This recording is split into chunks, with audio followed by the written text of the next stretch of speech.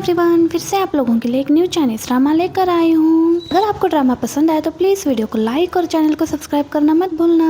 इस ड्रामा की स्टार्टिंग होती है हमारी फीमेल लीड लूना के साथ, जो यहाँ अपनी कल्टीवेशन कर रही होती है और वो एक इमोर्टल है। तभी इतने में ही लूना के ऊपर एक बिजली गिर जाती है और वो अपनी कल्टीवेशन कंप्लीट नहीं कर पाती। इतने में ही लूना के मास्टर यहाँ पर आ जाते हैं, तो वो मास्टर से पूछने लगती है कि उसने तो आखिर सारे लेवल पूरे कर लिए हैं, लेकिन वो अपना लास्ट स्टेप कंप्लीट क्यों नहीं कर पा रही है। मास्टर उसे बताते हैं कि अब उसकी हेल्प उसका डिस्टेंट पर्सन ही कर पाएगा और जब वो उससे मिलेगी तो फिर वो अपना लास्ट कल्टीवेशन भी पूरा कर पाएगी। और फिर यूना के मास्टर उसे एक हार्ट सील लॉक देते हैं और फिर उसे कहते हैं कि इसकी मदद से तुम अपना डिस्टेंस पर्सन को ढूंढ पाओगी और फिर तुम उसे पहचान पाओगी। और फिर लूना यहाँ इंसानों के बीच में आकर रहने लगती है और तभी उसकी मेड उससे पूछती है कि मास्टर, हमें तो 500 साल हो गए हैं और अभी तक आपका डिस्टेंस पर्सन हमें मिला नहीं, आखिर वो कब आएगा। तो लूना कहती है कि वेट करो, वो जल्दी मिल जाएगा। और इतने में ही यूना के शॉप में हमारा मेन लीड जियांग आया होता है और वो यहाँ आने पर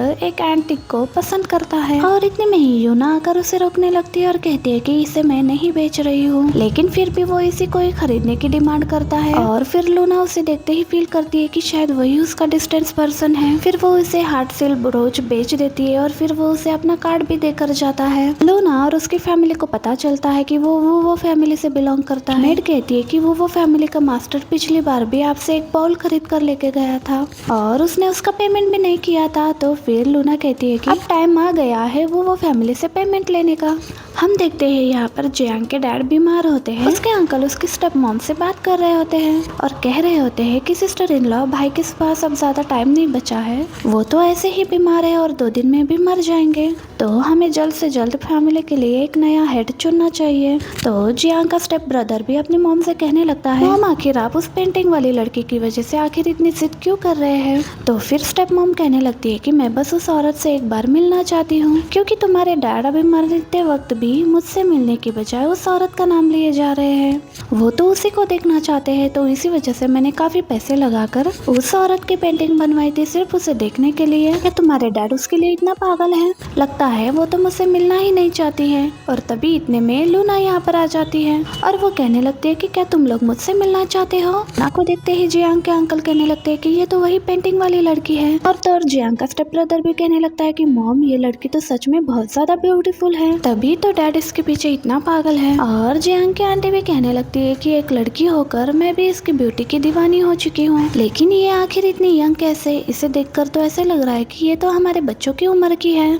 कहीं ये उस औरत की बेटी तो नहीं है। और यहाँ जियांग की स्टेप मॉम इतनी गुस्से में बैठी होती है कि वो तो लूना की तरफ देख भी नहीं रही होती है और गुस्से में लूना से कह रही होती है कि तुम्हें क्या लगता है मेरा हस्बैंड मरने वाला है, तो क्या तुम उसकी प्रॉपर्टी में हिस्सा लेने के लिए यहाँ पर आई हो। तभी लूना कहती है कि मैं और तुम्हारे हस्बैंड वो मी बहुत अच्छे दोस्त हैं और सिर्फ इसलिए ही मैं तुम्हें इग्नोर कर रही हूँ, तो अच्छा यही होगा कि तुम जेलसी में अपने आप को तंग मत करो। अब ये सुनते के साथ ही स्टेप मॉम उस पर चिल्लाने लगती है कि तुम कितनी बदतमीज लड़की हो। तभी लूना यहाँ पर अपने दिए हुए उस बॉल की तरफ देखती है और अपने इमोर्टल मैजिक से पहचान लेती है कि उसमें कुछ गड़बड़ी की गई है, उस पर से तो काला साया नजर आ रहा है। और फिर क्या था, इतने में ही मेड आकर बताती है कि मास्टर की तबीयत खराब हो गई है और वो मरने वाले हैं। ये सुनते के साथ ही जियांग के अंकल कहने लगते हैं कि हम वेट किसका कर रहे हैं, अब चलो जल्दी से जाकर भाई को देखते हैं। और सिस्टर इन लॉ, आप इतना गुस्सा मत किया करें, जल्दी जाकर देखते हैं। तो फिर स्टेप मॉम मान जाती है, चलो जी देखते हैं, वैसे भी तो वो मरने ही वाला है तो मिल ही लेती हूँ। फिर ये सभी लोग मिलकर यहाँ पर रूम में आ जाते हैं। यहाँ पर पहले से जियांग मौजूद होता है, कहने लगता है कि डैड तुम लोगों से मिलना चाहते थे। फिर जैसे यहाँ लूना को देखता है तो वो पहचान लेता है, उसने उसे पहले भी देखा था शॉप में।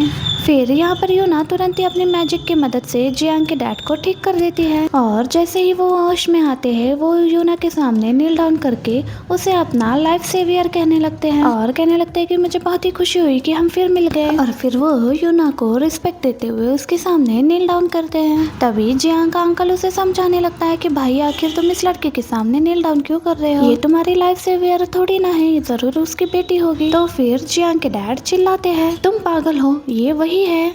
और फिर जियांग के डैड मिस्टर हुआमी लूना से कहने लगते हैं कि इतने साल हो गए मैं आपकी अच्छाई को अभी नहीं भूला और आपकी वजह से ही मेरी फैमिली आज इतनी ज्यादा अमीर है। तो आप बताओ आपको क्या रिवॉर्ड चाहिए? आपने कहा था मुझसे कि आप मुझसे बाद में रिवॉर्ड लेंगे। तो लूना कहती है कि मुझे आपकी फैमिली के साथ कॉन्ट्रैक्ट मैरिज करनी है। अब ये सुनते के साथ ही मिस्टर हुआमिन तो बहुत ही ज्यादा खुश हो जाते हैं और कहते हैं कि ये तो हमारी फैमिली की खुशनसीबी होगी। फिर वो लूना को कहने लगते हैं कि मेरे फैमिली के सारे मेंबर्स तो ये पर मौजूद हैं, तो आप ही बताओ आपको किससे शादी करनी है? मैं उसकी शादी आपसे करवा दूंगा और उसे मैं मेरी फैमिली का हेड भी बनवा दूंगा। ये सुनते के साथ ही सभी फैमिली मेंबर्स शॉक्ड हो जाते हैं। स्टेप मॉम तो उन्हें चिल्लाने लगती है कि क्या तुम पूरे पागल हो चुके हो? तुम इस औरत के कहने पर कुछ भी डिसीजन ले रहे हो। जियांग के अंकल भी कहने लगते हैं कि भाई ये सही नहीं है, इतना बड़ा डिसीजन आपको ऐसे ही नहीं लेना चाहिए। तो जियांग के डैड भी गुस्से में कहने लगते हैं कि तुम सब लोग चुप हो जाओ, यहाँ पर तुम लोगों की मर्जी नहीं चलेगी। अब लूना भी अपने मैजिक से यहाँ पर सभी को देखने लगती है। स्टेप ब्रदर हान तो बहुत अच्छे से पोज मार रहा होता है ताकि लूना उसे पसंद कर ले,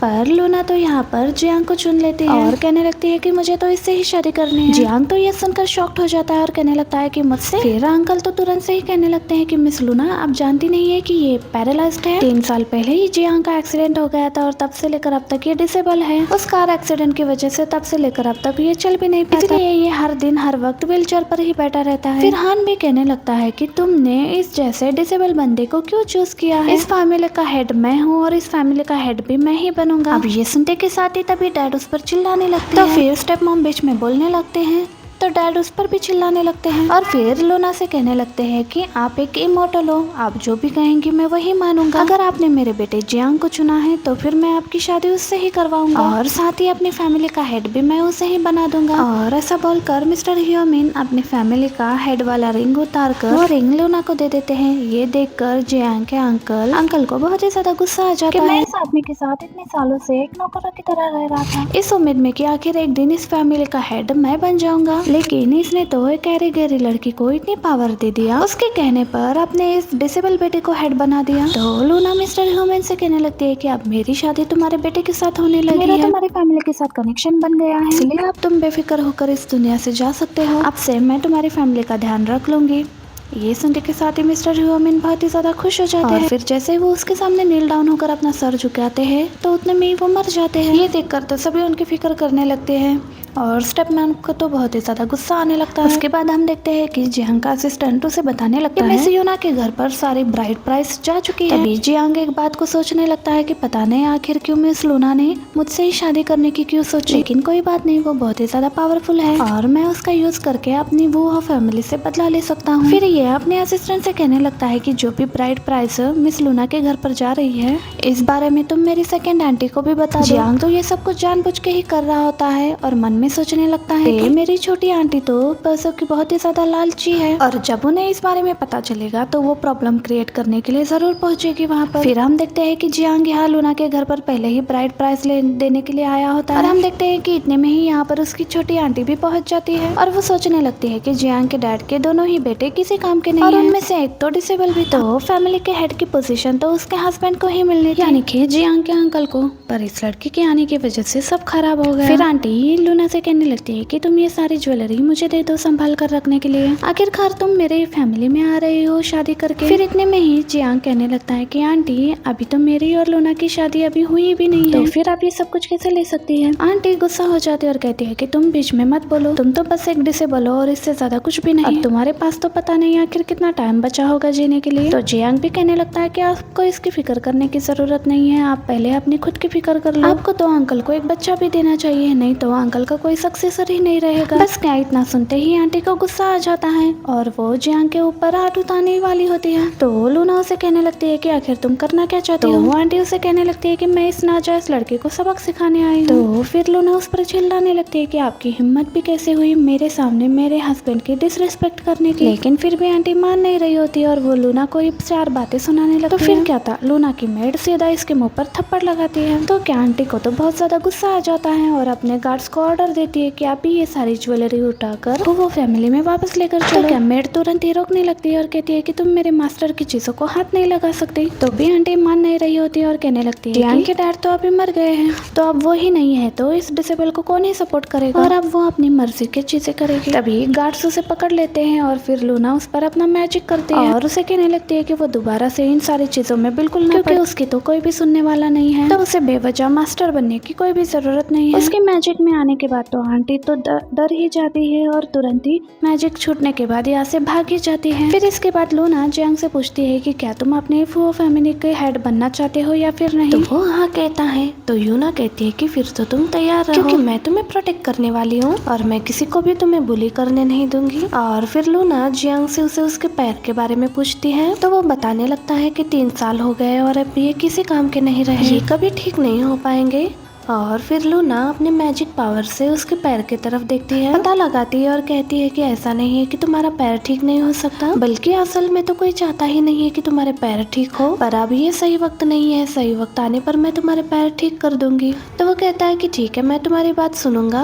और फिर जियांग लूना को ये बात बताता है कि उन लोगों की शादी वाले दिन ही उनके डैड का फ्यूनरल होने वाला है, तो शादी की सेरेमनी बहुत ही ज्यादा सिंपल रहने वाली है। तो लूना कहने लगती है कि मेरी शादी कभी सिंपल नहीं हो सकती। और फिर वेडिंग वाला दिन आ जाता है और सभी मेड और सर्वेंट काम करने लगते हैं और आपस में बात भी करने लगते हैं कि कितनी अजीब कहानी चल रही है, आखिर वेडिंग और फ्यूनरल कौन सेम दिन पर रखते हैं। तो फिर दूसरी मेड कहने लगती है कि ऑफ कोर्स ये मैडम का ऑर्डर है, और फिर मैडम के ऑर्डर को कौन आखिर मना कर सकता है। और दूसरी मेड कहती है कि लेकिन अब तो जियांग सर फैमिली के हेड बने हैं, अब तो मिस्टर जियांग फैमिली के हेड बन चुके हैं, तो फिर उनकी चलनी चाहिए ना। तो फिर दूसरी मेड कहने लगती है कि चाहे जो कुछ भी हो जाए उनकी स्टेप मॉम की ही यहाँ पर चलने वाली है। ये लोग तो यहाँ पर ये भी बातें करते हैं कि होने वाली daughter in law step mom से पहले ही पंगा ले चुकी है, तो अब थोड़ी ही ना उसके दिन यहाँ पर अच्छे होने वाले हैं, अब तो वो बहुत ही मुश्किलों से रहेगी यहाँ पर। फिर हम देखते हैं कि लूना और जियांग यहाँ पर साथ में वेडिंग के लिए पहुंच जाते हैं। फिर तभी हम लोग यहाँ पर जियांग की आंटी को देखते हैं जो कि उसकी स्टेप मॉम को छड़ा रही होती है और उनसे कहने लगती है कि देख लो वो लड़की यहाँ पर आते के साथ ही अपने रूल्स चला रही है और उसने मुझे कितनी बातें सुनाई और मुझे तो हेड की पोजीशन से भी हटाया, और सोचो फैमिली के हेड की पोजीशन तो आपके बेटे को मिलनी चाहिए थी, और ऐसे कैसे उस लड़की के कहने पर मास्टर ने उसकी शादी जियांग जैसे डिसेबल से करवा दी, और तो और उस डिसेबल को हमारी फैमिली का हेड भी बना तो फिर भी आप आखिर इतनी शांत क्यों बैठी हुई है, आप कुछ बोल क्यों नहीं रही है। तो फिर स्टेप मॉम फाइनली बोलती है कि फैमिली का हेड तो अपने डिसीजन ले सकता है, लेकिन वो लड़की उस लड़की की यहाँ पर बिल्कुल भी नहीं चलने वाली है। तो फिर आंटी खुश हो जाती है और पूछती है कि सिस्टर इन लॉ आपने कुछ तैयारी की हुई है। तो फिर हान बताने लगता है कि मॉम ने पहले से यहाँ पर फैमिली के बाकी 3 हेड को भी बुला लिया है और वो लोग यहाँ पर आकर उस लड़की को सबक सिखाने वाले हैं, और जियांग को भी मजबूर करने वाले है कि वो हेड की पोजीशन वापस मुझे रिटर्न करे। और तभी यहाँ पर लूना पहुँच जाती है और फिर वो जियांग का साइड लेते हुए उसके स्टेप ब्रदर हान को बातें सुनाने लगती है और कहती है कि जियांग फैमिली का बड़ा बेटा है तो उसके पास सभी राइट्स हैं, और हान तुम खुद नाजायज बेटे होकर यहाँ पर ऐसे बातें कैसे कर सकते हो। तो फिर आंटी कहने लगती है कि आखिर तुम अपने आप को समझती क्या हो, इतनी लेट आई हो, ऐसे लेट आई हो जैसे कि यहाँ जैसे सब बड़ों से बहुत मान हो। तो फिर स्टेप मॉम कहती है कि अच्छा ठीक है, तुम लोग लड़ाई झगड़ा बंद कर दो, मैं एक चीज क्लियर कर दूं कि ये शादी बहुत ही सिंपल होने वाली है और तो और हमारी तरफ से तुम्हें कुछ भी नहीं मिलने वाला है। और तभी मेड्स यहाँ पर लूना का ही मजाक उड़ाने लगती है कि आखिर तुम अपने आप को समझती क्या हो, मैडम ने तो इसे बहुत ही अच्छा मजा चकाया है कि इसका यहाँ पर कोई भी नहीं है। तभी जियांग यहाँ पर कहने लगता है कि किसने कहा कि मेरी वाइफ को कुछ भी नहीं मिलेगा, वो सब कुछ डिजर्व करती है। फिर जियांग के गार्ड्स यहाँ पर बहुत ही सारे महंगे महंगे गिफ्ट्स लेकर आते हैं। तो फिर जियांग कहने लगता है कि ये सब कुछ सिर्फ उसके वाइफ के लिए है, क्योंकि उसके डैड यहाँ पर नहीं है, तो उनके जरिए वो ये सारी रस्में कंप्लीट कर रहा है। फिर ये सब कुछ देखते हुए स्टेप मॉम को तो बहुत ही ज्यादा गुस्सा आता है। फिर वो कहती है कि यहाँ पर कोई भी तुम्हें फैमिली का हेड नहीं मानता। तो फिर जियांग कहने लगता है कि मेरे डैड की आखिरी विश थी कि मैं फैमिली का हेड बनूं, वो तो मैं बन चुका हूँ। तो फिर स्टेप मॉम चिल्लाकर उसे उसका मुंह बंद रखने के लिए कहती है और कहती है कि तुम्हारे डैड अब यहाँ पर नहीं रहे तो तुम उनके नाम पर मुझे धमकी नहीं दे सकते, और अब मैं देखती हूँ कि आखिर तुम फैमिली के हेड कैसे बनोगे। मैंने तो यहाँ पर फैमिली के 3 हेड्स को भी बुला लिया है। फिर हान यूना से पूछता है कि आखिर तुम इससे क्यों शादी कर रही हो, इस डिसेबल से शादी करके तुम्हारा कोई भी फायदा नहीं होने वाला, इसके पास वैसे भी अब कुछ नहीं रहने वाला और ये मरने भी वाला है, क्यों ना तुम मुझसे शादी कर लो। तो वैसे भी मैं नहीं बन, तो मुझसे शादी करने में ही तुम्हारा फायदा होगा। ऐसा बोलकर वो लूना को टच करने जाता है और लूना की मेड उसे थप्पड़ मारती है और लूना की मेड उसे कहती है कि उसकी हिम्मत कैसी हुई उसके मास्टर को हाथ लगाने की कोशिश करने की भी। फिर ये देखकर आंटी को हंसी आ रही होती है। तभी जल्दी से स्टेप मॉम जाकर अपने बेटे को संभालने लगती है और मेड से कहने लगती है कि इसे तुरंत ही जल्दी से हॉस्पिटल लेकर चलो। फिर इसी बात का फायदा उठाते हुए आंटी यहाँ पर लूना को बातें सुनाने लगती है। कहती है तुम्हारी हिम्मत कैसे हुई सेकेंड ईयर मास्टर को हाथ लगाने की, लगता है तुम्हें बचना नहीं है, तुम्हें तो अभी इसी वक्त मास्टर से माफी मांगनी चाहिए, ये डिजर्व नहीं करती कि मैं इससे माफी मांगूंगी। तो फिर स्टेप मॉम लूना से कहती है कि मैं तुम्हारे फेस से आज तक नफरत करती हूँ और तुम्हारी इतनी हिम्मत हो गई कि तुमने मेरे बेटे को चोट पहुंचाई। तो फिर आंटी कहने लगती है कि मैंने कहा ना तुमसे, तुम चुपचाप उनसे माफी मांग लो।